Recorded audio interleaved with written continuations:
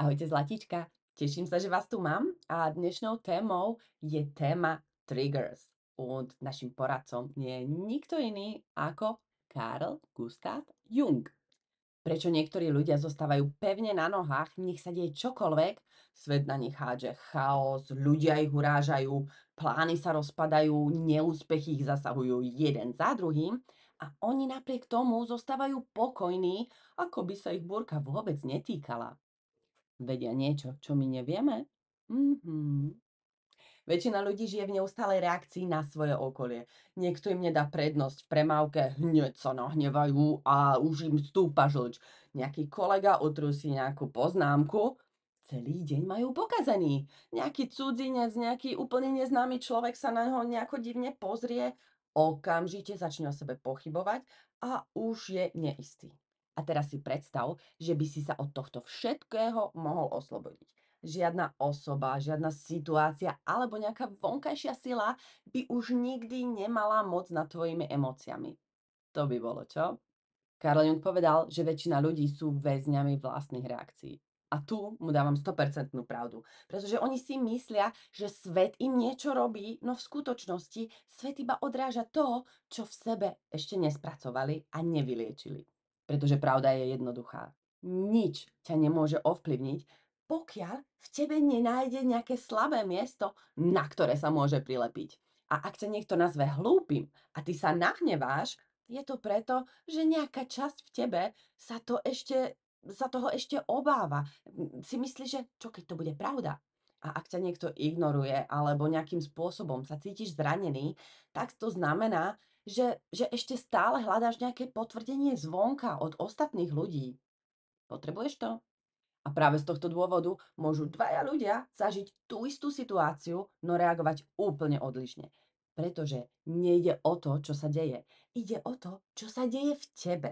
Carl Jung to nazval práca s tieňom. Je to proces uvedomovania si nevedomých vzorcov. Každé podráždenie, každá frustrácia či akýkoľvek emocionálny spúšťač je v skutočnosti správa z tvojho vnútra. Ale čo robí väčšina ľudí? Pred týmito signálmi uteká. Snažia sa ich umlčať, ignorovať alebo obvinujú svet za to, ako sa cítia oni sami. Ale tí, ktorí sa skutočne prebudia a ktorí vezmú zodpovednosť do svojich rúk, pochopia niečo revolučné. A čo? Vonkajší svet je len odrazom tvojej vnútornej reality. A v momente, keď to pochopíš, získaš niečo nesmierne mocné. A čo? Schopnosť ovládnuť svoju realitu tým, že ovládaš sám seba. Ale tu príde taký menší problémik, pretože väčšina ľudí to nechce počuť. Oni radšej veria tomu, že za ich utrpenie môže ich šéf, ich ex-partner, nejaké okolnosti alebo jednoducho smola, ktorá sa na nich lepí. Samozrejme, je to jednoduchšie. Je to jednoduchšie si myslieť, že život je nespravodlivý, než si priznať, že oni sami dávajú moc veciam, ktoré ich ničia. A práve preto dvaja ľudia môžu zaužiť rovnakú situáciu, či už je to rozchod, finančná strata alebo nejaké zlyhanie. Ten jeden upadne do sebalútosti a ten druhý to vidí ako lekciu a príležitosť rásť. A kde je ten rozdiel? Samozrejme vo vnímaní tej situácie. Carl Jung povedal, že pokiaľ si neuvedomíš svoje nevedomie, bude to riadiť tvoj život a ty to budeš nazývať osudom. Inými slovami, pokiaľ si neuvedomíš príbehy, ktoré hovoríš sám sebe o ľuďoch, o úspechu, o tvojej vlastnej hodnote, budeš naďalej slepo reagovať na udalosti a na život, ktorý k tebe prichádza. Budeš si myslieť, že sa ti všetko deje namiesto toho, aby si pochopil, že to všetko sa deje len kvôli tebe. A teraz prichádza kľúčový bod. Čím viac sa snažíš kontrolovať svet okolo seba, tým väčšiu moc mu dávaš nad sebou.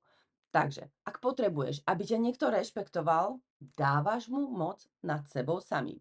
Ak očakávaš, že nejaká situácia dopadne podľa tvojich predstav, stávaš sa jej otrokom. A ak veríš, že život by mal byť fér, pripravuješ sa sám na sklamanie. Ale keď sa vzdáš ilúzie kontroly, niečo sa zmení. Získaš skutočnú slobodu. Slobodu od túžby po uznaní, slobodu od strachu zo zlyhania, slobodu od vyčerpávajúceho sa snaženia prispôsobiť svet svojim očakávaniam. Zamysli sa, najsilnejší ľudia nie sú tí, ktorí všetko kontrolujú. Sú to tí, ktorí ovládajú sami seba. Sú to tí, ktorí zostávajú pokojní uprostred búrky. Sú to tí, ktorí vôbec nezraňujú akékoľvek slova od nejakých iných ľudí. A sú to tí, ktorí príjmajú neistotu bez strachu. A prečo? Pretože majú dôveru v seba samého, tak ako aj dôveru v univerzum. A prečo? Pretože vedia niečo, čo väčšina ľudí nevie. Kontrola je ilúzia. A v tom momente, keď ju pustíš, získaš skutočnú moc. A tu je ten paradox. Keď prestaneš očakávať, že veci pôjdu podľa tvojho plánu, často sa tak stane samé od seba. Keď prestaneš mať strach z toho, čo si o tebe myslia iní ľudia, automaticky získavaš sebavedomie. Keď prestaneš zúfalo naháňať úspech, príležitosti začnú sa objavovať prirodzene z každého rohu. A keď prestaneš bojovať proti životu a začneš s ním plynúť, všetko do seba zapadne. Toto nie je len filozofia, toto je neuroveda. Štúdie ukazujú, že čím viac sa snažíme niečo kontrolovať, či už človeka, výsledok alebo vlastné myšlienky, tým viac odporu vytvárame. Tí, ktorí zúfalo hľadajú lásku, ju často odpudzujú. Tí, ktorí sa boja zlyhania, sa často sabotujú sami seba. A tí, ktorí sa krčovito držia kontroly, sa cítia najbezmocnejšie. Takže otázka znie, žiješ v reakcii alebo ovládaš svoje vnímanie? Pretože keď pochopíš, že nič mimo teba, okrem teba, nemá nad tebou moc, tvoj život sa zmení na úplne inú hru. Staň sa majstrom svojich reakcií a staneš sa majstrom tvojej reality. Čo s tebou najviac rezonovalo? Napíš mi to do komentára a ak chceš ísť hlbšie do seba rozvoja, daj mi like a sleduj moju stránku, nech ti neuniknú žiadne myšlienky alebo nejaké videá, ktoré môžu zmeniť tvoj život.